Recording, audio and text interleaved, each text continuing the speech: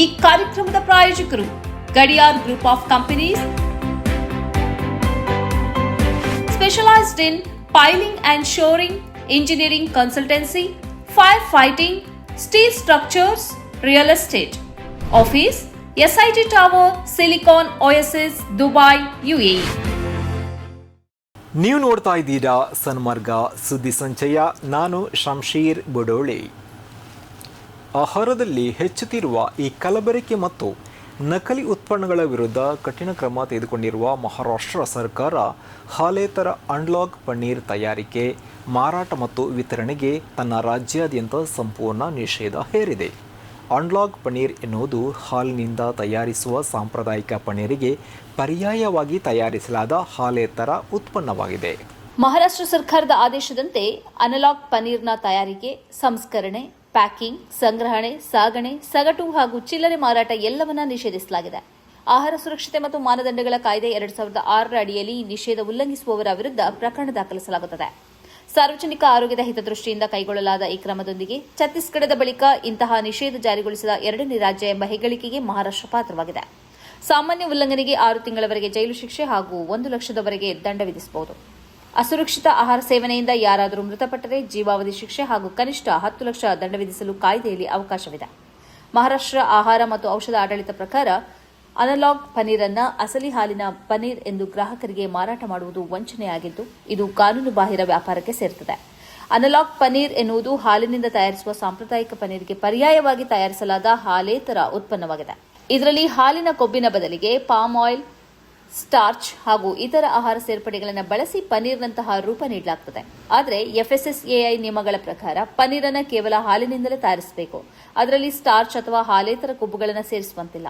Analogue paneer ಮಾರಾಟಕ್ಕೆ FSSAI ಅವಕಾಶ ನೀಡಿದ್ದರೂ ಅದರ ಪ್ಯಾಕಿಂಗ್ ಮೇಲೆ ಅನಲಾಗ್ ಪನ್ನೀರ್ ಎಂದು ಸ್ಪಷ್ಟವಾಗಿ ನಮೂದಿಸುವುದು ಕಡ್ಡಾಯವಾಗಿದೆ. ಆದರೆ ಅನೇಕ ಹೋಟೆಲ್ಗಳು ಹಾಗೂ ವ್ಯಾಪಾರಿಗಳು ಇದನ್ನ ಅಸಲಿ ಹಾಲಿನ ಪನ್ನೀರ್ ಎಂದು ಮಾರಾಟ ಮಾಡುತ್ತಿರುವ ಆರೋಪಗಳು ಕೇಳಿಬಂದಿದ್ದವು.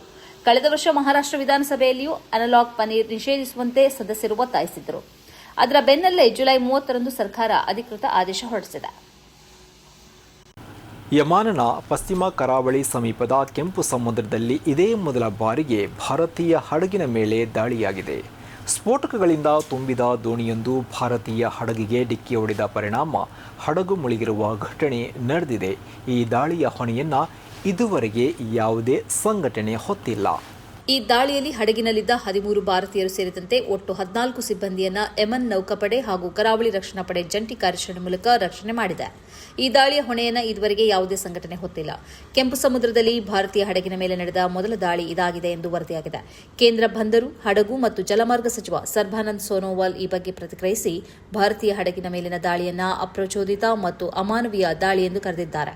ಭಾರತೀಯ ಮೆಕನೈಸ್ಡ್ ಸೇಲಿಂಗ್ ವೆಸಲ್ ಫೈಜ್ ನೂರ್ ಒಲಿಯಾ ಯೆಮನ್ ಸಮುದ್ರ ಪ್ರದೇಶದ ಬಳಿ ಪ್ರಕ್ಷೇಪಕದ ದಾಳಿಗೆ ಒಳಗಾಗಿ ಹಡಗು ಮಗುಚಿ ಮುಳುಗಿದೆ. ಶಸ್ತ್ರಾಸ್ತ್ರವಿಲ್ಲದ ಈ ಹಡಗಿನ ಮೇಲಿನ ದಾಳಿಯನ್ನು ಭಾರತ ತೀವ್ರವಾಗಿ ಖಂಡಿಸುತ್ತದೆ ಎಂದು ಎಕ್ಸ್ ಪೋಸ್ಟ್ ಮೂಲಕ ಆಕ್ಷೇಪ ವ್ಯಕ್ತಪಡಿಸಿದ್ದಾರೆ.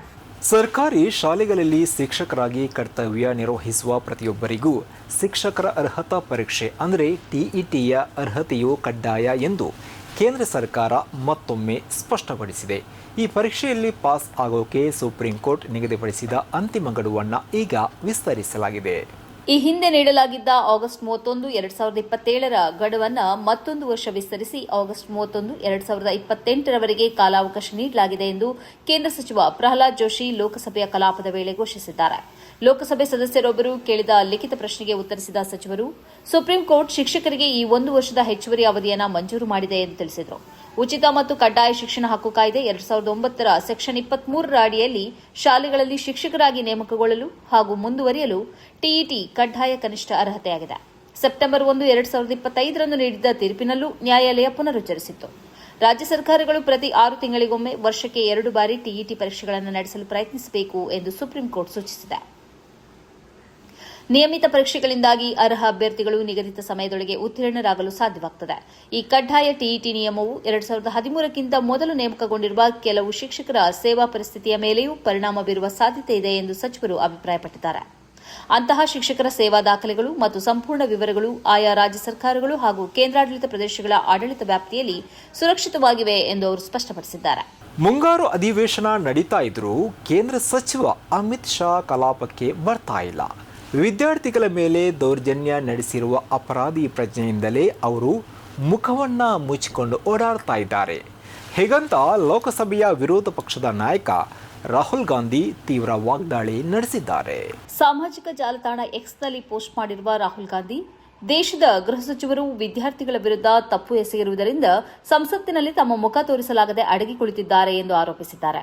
ಜುಲೈ 20ರಂದು ಕಾಕ್ರೋಚ್ ಜನತಾ ಪಾರ್ಟಿ ಸಿಜೆಪಿ ಕರೆ ನೀಡಿದ್ದ ಸಂಸತ್ ಚಲೋ ಮೆರವಣಿಗೆಯ ವೇಳೆ ಜಂತರ್ ಮಂತರ್ನಲ್ಲಿ ಪ್ರತಿಭಟನಾ ನಿರತ ವಿದ್ಯಾರ್ಥಿಗಳ ಮೇಲೆ ದೆಹಲಿ ಪೊಲೀಸರು ದೌರ್ಜನ್ಯ ಎಸಗಿದ್ದಾರೆ ಎನ್ನಲಾದ ಪ್ರಕರಣವನ್ನು ವಿರೋಧ ಪಕ್ಷಗಳು ಸಂಸತ್ತಿನಲ್ಲಿ ಪ್ರಸ್ತಾಪಿಸಿ ಬಿಜೆಪಿ ವಿರುದ್ಧ ತೀವ್ರ ವಾಗ್ದಾಳಿ ನಡೆಸುತ್ತಿವೆ. ಇದೇ ವಿಚಾರವಾಗಿ ರಾಜ್ಯಸಭೆಯಲ್ಲಿ ಮಾತನಾಡಿದ ವಿರೋಧ ಪಕ್ಷದ ನಾಯಕ ಹಾಗೂ ಕಾಂಗ್ರೆಸ್ ಅಧ್ಯಕ್ಷ ಮಲ್ಲಿಕಾರ್ಜುನ ಖರ್ಗೆ, ಪ್ರಧಾನಿ ಮೋದಿ ಹಾಗೂ ಗೃಹ ಸಚಿವ ಅಮಿತ್ ಶಾ ಸದನಕ್ಕೆ ಬರಬೇಕು. ವಿಷಯದ ಕುರಿತು ಹೇಳಿಕೆ ನೀಡಿದರೆ ನಾವು ಚರ್ಚೆಗೆ ಸಿದ್ಧರಿದ್ದೇವೆ. ಚರ್ಚೆಯ ಮೂಲಕವೇ ಸಮಸ್ಯೆಗೆ ಪರಿಹಾರ ಕಂಡುಕೊಳ್ಳಲು ಸಾಧ್ಯ ಎಂದು ಖರ್ಗೆ ಹೇಳಿದರು.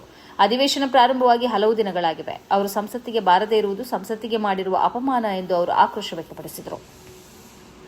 ನೀಟ್ ಪರೀಕ್ಷಾ ಅಕ್ರಮ ವಿರೋಧಿಸಿ ದೆಹಲಿಯ ಜಂತರ್ ಮಂತರ್ನಲ್ಲಿ ಪ್ರತಿಭಟನೆ ನಡೆಸ್ತಾ ಇದ್ದ ವಿದ್ಯಾರ್ಥಿಗಳನ್ನು ಉದ್ದೇಶಿಸಿ ಪ್ರಧಾನಿ ಮೋದಿ ಅವರು ಮಾಡಿದ್ದ ಒಂದು ಸೆಲ್ಫಿ ವಿಡಿಯೋವನ್ನು ಅಲ್ಪಕಾಲ ತೆಗೆದುಹಾಕಿದ್ದಾಗಿ ಮೆಟಾ ಸಿಇಒ ಮಾರ್ಕ್ ಜುಕರ್ಬರ್ಗ್ ಕ್ಷಮೆಯಾಚಿಸಲು ಸಂಸತ್ತಿನ ಮಾಹಿತಿ ತಂತ್ರಜ್ಞಾನ ಸಮಿತಿ 3 ದಿನಗಳ ಗಡುವನ್ನು ನೀಡಿದೆ.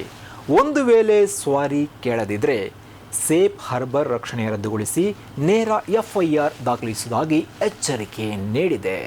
ಪ್ರಧಾನಮಂತ್ರಿ ನರೇಂದ್ರ ಮೋದಿ ಅವರ ಜುಲೈ 23ರ ವಿಡಿಯೋವನ್ನು ಅಲ್ಪಕಾಲದವರೆಗೆ ತೆಗೆದುಹಾಕಿದ್ದಕ್ಕಾಗಿ ಕ್ಷಮೆಯಾಚಿಸುವಂತೆ ಮತ್ತು ಅದಕ್ಕೆ ಕಾರಣರಾದವರ ವಿರುದ್ಧ ಕ್ರಮ ಕೈಗೊಳ್ಳುವಂತೆ ಸಂಸತ್ತಿನ ಸಂವಹನ ಮತ್ತು ಮಾಹಿತಿ ತಂತ್ರಜ್ಞಾನ ಸಮಿತಿಯು ಮಾರ್ಕ್ ಜುಕರ್ಬರ್ಗ್ಗೆ 3 ದಿನಗಳ ಗಡುವು ನೀಡಿದೆ. 140 ಕೋಟಿ ಭಾರತೀಯರ ಪ್ರತಿನಿಧಿಯಾಗಿರುವ ಪ್ರಧಾನಿ ಮೋದಿ ಅವರ ವಿಡಿಯೋವನ್ನು ತೆಗೆದುಹಾಕಿರುವುದು ಪ್ರಜಾಪ್ರಭುತ್ವದ ಮೇಲಿನ ದಾಳಿ ಎಂದು ಬಿಜೆಪಿ ಸಂಸದ ನಿಶಿಕಾಂತ್ ದುಬೆ ನೇತೃತ್ವದ ಸಮಿತಿ ತೀವ್ರ ಅಸಮಾಧಾನ ವ್ಯಕ್ತಪಡಿಸಿದೆ. ಪ್ರಧಾನಿ ಮೋದಿ ಸೆಲ್ಫಿ ವಿಡಿಯೋ ಬ್ಲಾಕ್ ಮಾಡುವ ಮೂಲಕ ಮೆಟಾ ವಿವಾದ ಸೃಷ್ಟಿಸಿತು. ಪ್ರಧಾನಿ ಮೋದಿ ವಿಡಿಯೋ ತೆಗೆದುಹಾಕಿರುವವರ ವಿರುದ್ಧ ಫೇಸ್ಬುಕ್ ಕ್ರಮ ಕೈಗೊಳ್ಳದಿದ್ದರೆ ಸೇಫ್ ಹಾರ್ಬರ್ ಸುರಕ್ಷಿತ ಆಶ್ರಯ ನಿಯಮಾವಳಿಗಳನ್ನು ರದ್ದುಗೊಳಿಸಲಾಗುವುದು. ಮಾರ್ಕ್ ಜುಕರ್ಬರ್ಗ್ ಕ್ಷಮೆ ಕೋರಬೇಕು, ಇಲ್ಲದಿದ್ದರೆ ಅವರ ವಿರುದ್ಧವೂ ಪ್ರಕರಣ ದಾಖಲಿಸಬಹುದು ಎಂದು ಸಮಿತಿ ಎಚ್ಚರಿಕೆ ನೀಡಿದೆ.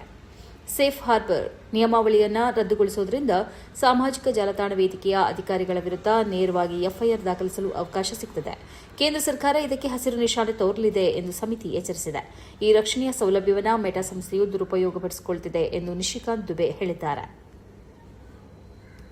ಇದುವೇ ಈ ಹೊತ್ತಿನ ಸನ್ಮಾರ್ಗ ಸುದ್ದಿ ಸಂಚಯ. ನಿರಂತರವಾಗಿ ನೋಡ್ತಾ ಇರಿ ಸನ್ಮಾರ್ಗ ನ್ಯೂಸ್.